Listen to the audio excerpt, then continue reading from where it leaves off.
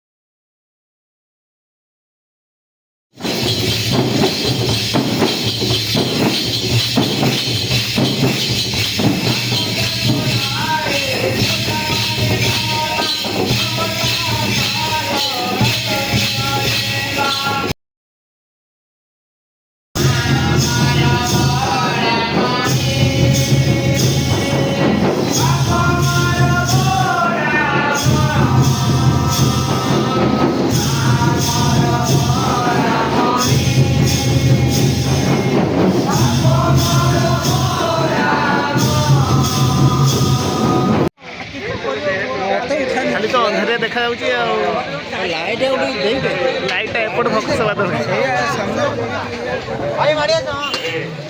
ଭାତ କାଇଁ ଧର ମାନେ ଇଆଡ଼େ ଓହ୍ଲା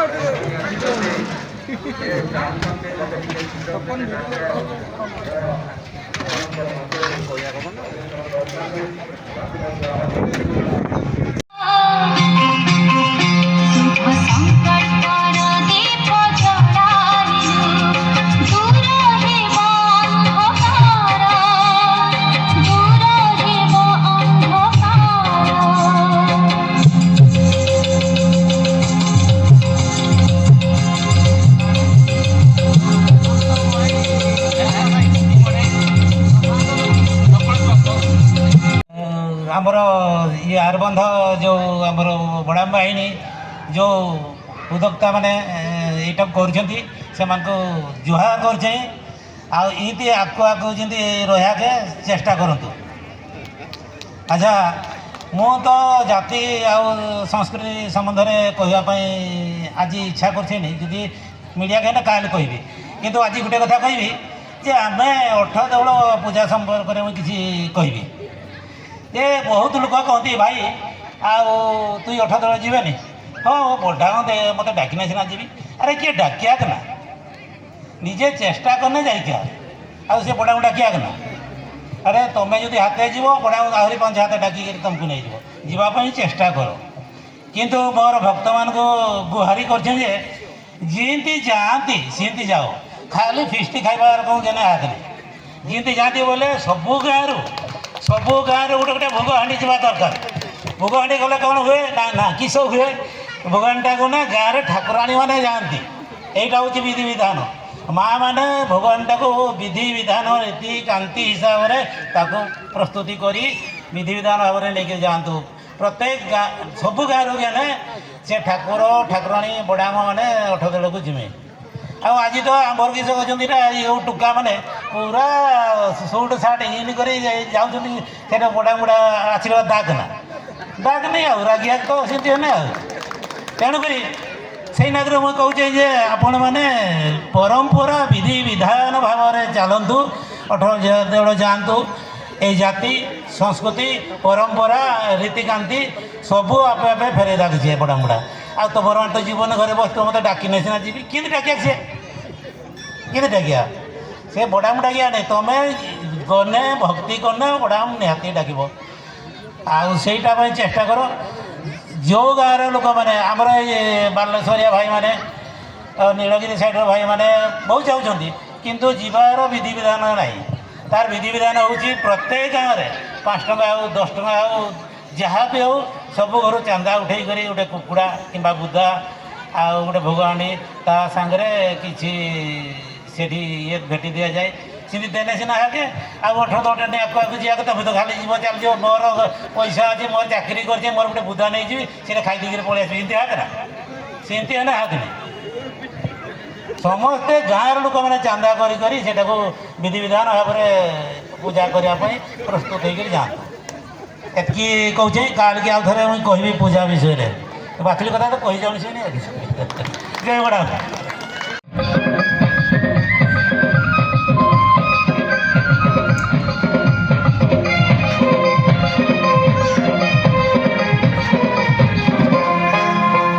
মিঠা মিঠা তোর প্রেম চারিয়ারে শুভে নাম মিঠা মিঠা তোর প্রেম চারিয়ারে শুভে নাম জয় বড়ামণি জয় বড়ামণি ଗୋଟେ ଖଣ୍ଡା ପୂଜା କରାଗଲା ତେଣୁ ଏସବୁ କର୍ମ କାହାଠୁ ଆସିଲା ସେଇ ଗଣପତି ବଡ଼ାମ ସେଇ ମହାଛତ୍ରୀ ବୀର ଏବଂ ନିର୍ଝାରୀ ବୁଢ଼ାଙ୍କଠୁ ଏସବୁ କର୍ମ ଆସିଲା। ତେଣୁ ଆମେ ଭାବୁଛେ ସଂସ୍କୃତି ଆସିଲା ଅଠ ଦେଉଳରୁ। ତେବେ ଇଏ ଗଲା ତୃତୀୟ ସଂସ୍କାର। ଚତୁର୍ଥ ସଂସ୍କାର ହେଲା ପୂଜାପାଠ। ପୂଜାପାଠ କ'ଣ ନା ଆମେ ଯେଉଁଠି ପୂଜା କରୁଛେ ଅଂ ବାସୁକି ବାସୁ ମାତା ଧର୍ମ ଦେବତା ଗ୍ରାମଶ୍ରୀ ଠାକୁରାଣୀ ଈଶ୍ୱର ପାର୍ବତୀ ଏସବୁ କଥାକୁ କହିକି ଆମେ ସିନ୍ଦୁର ଟିକା ମାରୁଛେ। କାହିଁକି ମାରୁଛେ ୟାର ଭିତରେ ଗୋଟେ ବଡ଼ କଥା ଅଛି ଇଏ ହେଲା ଚତୁର୍ଥ। ପଞ୍ଚମ ସଂସ୍କାର ନାଚ ଗୀତ। କିଏ ନାଚ କରିଥିଲେ, କିଏ ନାଚ ଶିଖେଇଥିଲେ, କାହା ସାଙ୍ଗରେ ନାଚୁଥିଲେ, କେତେଜଣ ନାଚୁଥିଲେ, ଚାଙ୍ଗୁ ବୋଲି କାହିଁକି କୁହାଗଲା ଏବଂ ଏଟାକୁ ମହାବାଦ୍ୟ ବୋଲି କାହିଁକି କୁହାଗଲା ଏବଂ ବାଇକୁଣ୍ଡଳ ବୋଲି କୁହାଗଲା କାହିଁକି, ଝିଅମାନେ ଉଢ଼ଣା ଦେଇ ନାଚୁଛନ୍ତି କାହିଁକି, ତାର ବହୁତ ଭିତରେ କଥା ସବୁ ରହିଛି। ଏତେ କଥା କହିବା ପାଇଁ ମୋତେ ପ୍ରାୟ ସମୟ ମିଳିବ କି ନାହିଁ। ମୁଁ ତେବେ ବି ସେ ବୁଢ଼ା ଯେତେବେଳେ ନାଚିଲେ ଆମେ ଜାଣୁଛେ କେମିତି ସେ ଶିଖେଇଥିଲେ ବୋଲିକିରି ନା ଏହିପରି ନାଚ ବୋଲି ଏହିପରି ଗାଅ ବୋଲି ମୋତେ କହିଦେଲେ ହୋ ନିର୍ଜାରିକୁ ଗଲେ। ତେବେ ସେଇଠୁ ଆମେ ଜାଣିଲେ ଯେ ବୁଢ଼ା ନାଚ ଶିଖେଇଥିଲେ। ତେବେ ନାଚୁଥିଲେ କେଉଁମାନେ ନାଚୁଥିଲେ, ତାଙ୍କର ନାତୁଣୀ ବୋହୂମାନେ ନାଚୁଥିଲେ। କିଏ ବାହା ହେଇଥିଲା, ମହାଛତ୍ରୀର ବାହା ହେଇଥିଲା। କେତେ ଜଣଙ୍କୁ ବାହା ହେଇଥିଲା, 7 ଜଣଙ୍କୁ ବାହା ହେଇଥିଲା। ସେଇ ସଂସ୍କୃତି ବର୍ତ୍ତମାନ ଆମ ପଛେ ପଛେ ଗୋଡ଼େଇଛି। ଆଜି ଭାଇ କ'ଣ କରାଯାଉଛି, ଇଏ ଯେଉଁ ସଂସ୍କାର କଥା କୁହାଯାଉଛି ଆମ ସମାଜରେ ଆଜି କୁସଂସ୍କାର ଭର୍ତ୍ତି ହେଇଯାଇଛି ଏବଂ ଅପସଂସ୍କୃତି ଭର୍ତ୍ତି ହେଇଯାଇଛି। ଯାହାଫଳରେ ଆମ ସମାଜର ଯୁବକ ଯୁବତୀମାନେ ଆଜି ବାଟ ହୁଡ଼ି ଯାଉଛନ୍ତି। ଆମେ ବାପ ମା' ବି ଆମେ ସେ ପ୍ରତି ଧ୍ୟାନ ଦେଉନାହାନ୍ତି। ଏଣୁ ମୋର କହିବା କଥା, ଇଏ ସଂସ୍କୃତି ପରମ୍ପରା ଭିତରେ ଗଲେ ନିଜର ଘର ସାଧନ ଠିକ୍ ହେଇପାରିବ। ପୂଜାପାଠ ଯଦି ଘରେ ଇଶାଣଶାଳରେ ଠିକ୍ ଭାବରେ ଚାଲୁଥିବ ତାହେଲେ ଆମର ପୁଅ ଝିଅ ସପରିବାର ସମସ୍ତେ ସୁଖ ଶାନ୍ତିରେ ରହିପାରିବେ। ଇଏ ଗଲା ପୂଜାପାଠ ଗଲା, ନାଚ ଗୀତ ଗଲା। ଗୋଟେ ହେଲା ପାତକ ଦୋଷ, ଜଙ୍ଗଲ ଭିତରେ ତାକୁ ନେଇ କୌଣସି ମାଠିଆ ପାତକ ହଉ ଗୋବାଳକ ହଉ ଯାହା ବି ହଉ। ତେଣୁ ଆଉ ଗୋଟେ ହେଲା ଶୁଦ୍ଧିକ୍ରିୟା। ଶୁଦ୍ଧିକ୍ରିୟାରେ କ'ଣ କରୁଛନ୍ତି ଆଜିକାଲି, ସେଇଟା କହିବା କଥା ନାହିଁ, କିନ୍ତୁ ତାର ଶେଷ ସଂସ୍କାର ହେଉଛି କେଉଁଟା ନା ପୁତି ଦିଆଯାଇଥାଉ କିମ୍ବା ବୁଡ଼ି ଦିଆଯାଇଥାଉ। 10 ଦିନରେ ସେଦିନ ଯାଇକି ତା ଶବ ପୁରା ଜାଗାରେ ହଉ ପୁତା ଜାଗାରେ ହଉ ତାକୁ ମନ୍ତ୍ର ପାଣି ଛିଞ୍ଚେଇ ଯାଉଥିଲା ଏବଂ ସିଏ ସେଇଟା ପୂର୍ଣ୍ଣ ସଂସ୍କାର ହେଲା। ଯାହାଫଳରେ ସନ୍ଧ୍ୟାବେଳକୁ ତାକୁ ରାତି ଡକାଗଲା। ଯଦି ଡାକିଲେ ସିଏ କେଉଁଠିକୁ ଆସିଲେ ନା ନିଜ ଘର ଇଶାଣଶାଳକୁ ଆସିଲେ। ଇଶାଣଶାଳରେ କିଏ ଅଛି, ବଡ଼ାମ। କେଉଁ ବଡ଼ାମ ଅଛନ୍ତି, ବଡ଼ ଯୁକ୍ତ ଆମ ସିଏ ହେଲେ ବଡ଼ାମ। ଆମର ବାପା ତାର ବାପା ତାର ବାପା ତାର ବାପା ଏମିତି 14 ପୁରୁଷ କୁହ ବା 53 ପୁରୁଷ କୁହ। ତେବେ ଐଶାନ୍ୟ ଗଣ ବୋଲି କାହିଁକି କୁହାଯାଉଛି, ଈଶ୍ୱରଙ୍କର କ'ଣ ସେଠି ଈଶ୍ୱର ଅଛନ୍ତି। ଏହି ହେଲା ଆମ ସଂସ୍କୃତି। ତେବେ ପରମ୍ପରା କଥା ଟିକେ କହିବି, ଆପଣମାନେ ଶୁଣନ୍ତୁ ଯେ ପରମ୍ପରାଟା ଠିକ୍ ହେବ କି ଭୁଲ ହେବ।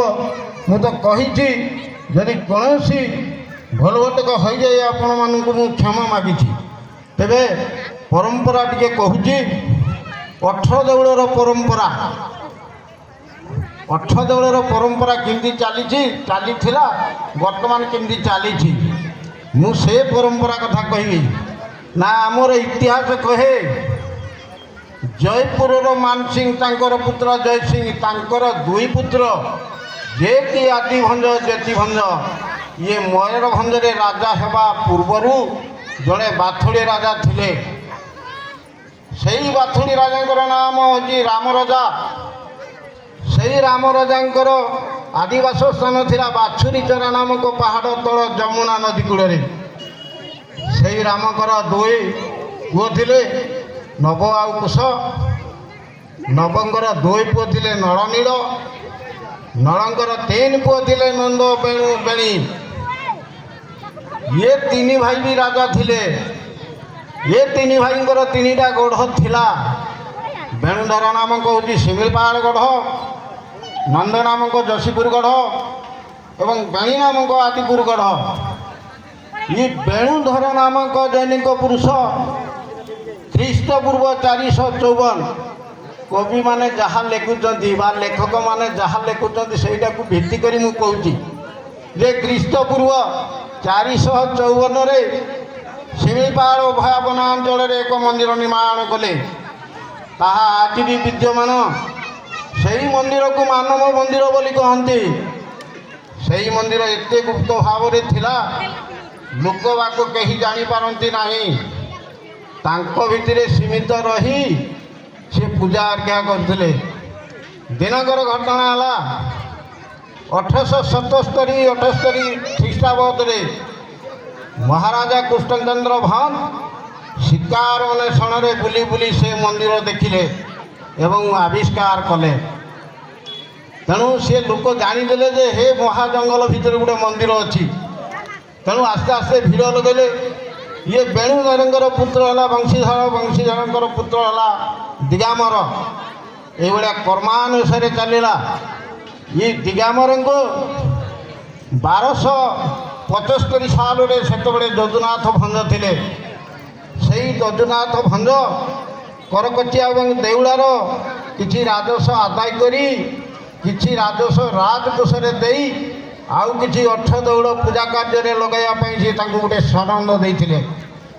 ସେଇଠିକି ଆମର ଦାସଙ୍କର ହେଉଛି ବଂଶୀଧର, ତାଙ୍କ କୂଳରେ ସନ୍ତାନ ସନ୍ତତି ନଥିବାରୁ ତାଙ୍କର ଆରପଟ ଭାଇଙ୍କର ପୁଅ ଥିଲେ ଯଦୁମଣି ପଦୁମଣି। ଏଇ ଯଦୁମଣିକୁ ପୋଷ୍ୟପୁତ୍ର ଆଖ୍ୟା ଦେଇ ସେ ଅର୍ଥ ଦୌଡ଼ ପୂଜା କାର୍ଯ୍ୟ ନିର୍ବାହ କଲେ। এই যদুমণিଙ୍କର ପୁତ୍ର ହେଲେ ଶ୍ରୀଚନ୍ଦନ ଚନ୍ଦ୍ରମଣି ଶ୍ରୀଚନ୍ଦନ ଏବଂ ଶ୍ୟାମ ସୁନ୍ଦର। ଏଇ ଚନ୍ଦ୍ରମଣିଙ୍କର ପୁତ୍ର ହେଲେ ଦିଗାମ ବୃନ୍ଦାବନ ମହାପାତ୍ର ଏବଂ ଯୋଗେଶ୍ୱର। ସେମାନେ ତ ଆଜି ଆଉ ନାହିଁ। ତାଙ୍କର ଅନ୍ତେ ଆଉ ସେ ଅର୍ଥ ଦୌଡ଼ରେ ପୂଜା କିଏ କରିବ? ଏଣୁ ଇଏ ଯେଉଁ ଯଦୁମଣି ଆଉ ପଦୁମଣି ଦି ଭାଇ ଥିଲେ। ପଦୁମଣିର ପୁତ୍ର ହେଉଛି ରସାନନ୍ଦ, ତା ପୁତ୍ର ହେଉଛି କାଳିଆ। ଏମିତି ସେ ଗଡ଼ିଗଲା, ଶେଷରେ ରହିଲେ ସେ ଘରେ ତାଙ୍କର ଚିତ୍ତରଞ୍ଜନ ଦାସ ମହାପାତ୍ର, ଏକମାତ୍ର ସିଏ ଅଛନ୍ତି। ତେଣୁ ଆଜି ଯେତେବେଳେ ବୃନ୍ଦାବନ ମହାପାତ୍ର ନାହାନ୍ତି, ସେତେବେଳେ ଅର୍ଥ ଦୌଡ଼ରେ ନିଆଁ ଜଳିଲା। ଆପଣମାନେ ଶୁଣିଥିବେ କୁଆଡ଼େ ଗଛରେ ନିଆଁ ଜଳୁଥିଲା। ସେ ନିଆଁଟା ଏପର୍ଯ୍ୟନ୍ତ ଲିଭି ନାହିଁ, ସେ ହୁତୁ ହୁତୁ ହେଇକରି ଜଳୁଛି।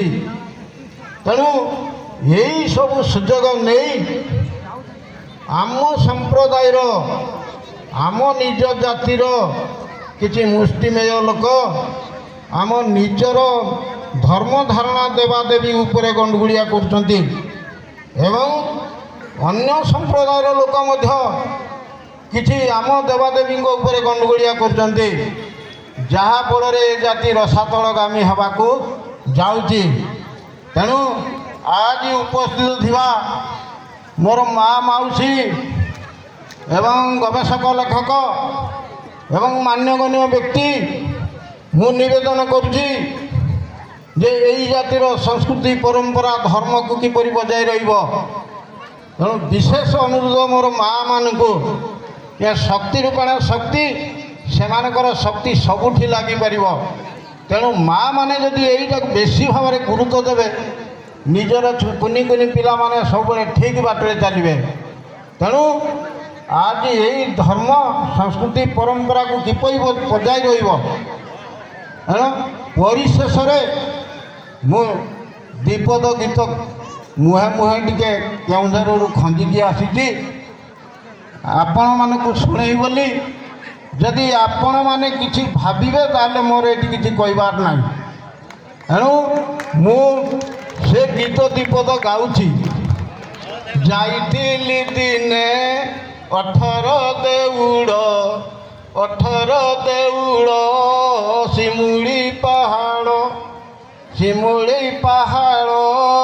18 ଦେଉଳ ମାନବ ମନ୍ଦିରକୁ ଅନାନା ଉଡ଼ୁଛି ନାଲିଆ ବାନା ଥିଲା ବେଣୁଧର କରିଥିଲା ଘର ଶିମୁଳି ପାଳର ବଣ ଜଙ୍ଗଲର ମାନବ ମନ୍ଦିର ଆହା କି ସୁନ୍ଦର ଗଢ଼ିଥିଲା ବେଣୁଧର ନା ଉଡ଼ୁଛି ନାଲିଆ ବାନା ମାନବ ମନ୍ଦିର ଗଢ଼ି ବେଣୁଧର ପୂଜ ଈଶ୍ୱର ରହି ମନ୍ଦିରର ତାଙ୍କ ଏ ଶାଣର ନ ବୁଝିଏ ନର ପୂଜନ୍ତି ହରି ଆଗ ଭରନା ଉଡ଼ୁତେ ନାଲିଆ ବାନା। ଆଉ କିଏ ପୂଜା କରିବ? ଥିବା ତାର ବଂଶ 14 ପୁରୁଷ ଥିବା ଦାସ ବଂଶ କିବା ନବକୁଶ ଥିବା ନବକୁଶ 14 ପୁରୁଷ ପୂଜନ୍ତି 53 ପୁରୁଷ ନା ଉଡ଼ୁଛେ ନାଲିଆ ବାନା। କିଏ ହେଲା ରାଜା କିଏ କଲା ପୂଜା କରୁଛନ୍ତି ମଜା ପାଉଛନ୍ତି ସଜା ହେଉଛନ୍ତି ଖଜା କରୁଛନ୍ତି ମଜା ବଜାଇଣ ଚାଙ୍ଗୁ ବାଜାନା ଉଡ଼ୁଛେ ନାଲିଆ ବାନା। ଏ ଜାତେ ମହତ ଥିଲା ଯେ ଗୁପତ କି ହେବ ଆଗତ ପୁଣି ଭବିଷ୍ୟତ ନ ବୁଝେ ପଣ୍ଡିତ କିଏ କହତ ଜାତି ବୁଡ଼ିବ ନିଶ୍ଚିତ ନା ଉଡ଼ୁଛେ ନାଲିଆ ବାନା। ଏ ପାଥୁଳି ଜାତେ କି ତାର ସଂସ୍କୃତି ସବୁ ପାଶରନ୍ତି ନାଚ ଗୀତେ ମାତି କି ପୂଜା କରନ୍ତି ମିଶେ ଦିନ ରାତି କିବା କରନ୍ତି ରାଜନୀତି ନା ଉଡ଼ୁଛେ ନାଲିଆ ବାନା। ଏ ଜାତିର ଧାରା ପାଶୁରେଲେ ପରା କଲେ ନୂଆ ଧାରା ଦୁନିଆଟା ସାରା ଏ ଜାତି ବିଚରା ହୁଏ ଦର ମରା ବୁଡ଼ିଯିବ ପରମ୍ପରା ନା ଉଡ଼ୁଛେ ନାଲିଆ ବାନା। ବାଥୁଳିର କର୍ମ ଅଟେ ନିଜ ଧର୍ମ କରମ ଧର୍ମ ସବୁ ହେଲା ବାମ ସବୁ ହେଲା ବାମ ରଖ ହେ ବୋଡ଼ାମ କେଶବ করে মনস্কামনা ଉଡ଼ୁଛେ ନାଲିଆ ବାନା। ପରିଶେଷରେ ଦୁଇ ପଦ ଅଙ୍କା ବଙ୍କା କହିଥିବା କଥା ଏବଂ ଏଇ ଦୁଇ ପଦ ଯେଉଁ ଗାଇଥିବା ଗୀତ ଏଥିରେ ଯଦି କୌଣସି ଦୋଷ ତ୍ରୁଟି ହୋଇଯାଇଥାଏ ମୁଁ ଆପଣମାନଙ୍କୁ ଆପଣମାନଙ୍କୁ ସମ୍ମୁଖରେ ମୁଁ କ୍ଷମା ପ୍ରାର୍ଥନା ମାଗୁଛି। ତେଣୁ ମୋର ବକ୍ତବ୍ୟ ଆଜି ଏଇଠି ରଖିବି। तोर प्रेम चारियाड़े शुभे नाम जय बड़ामणि बड़ाम।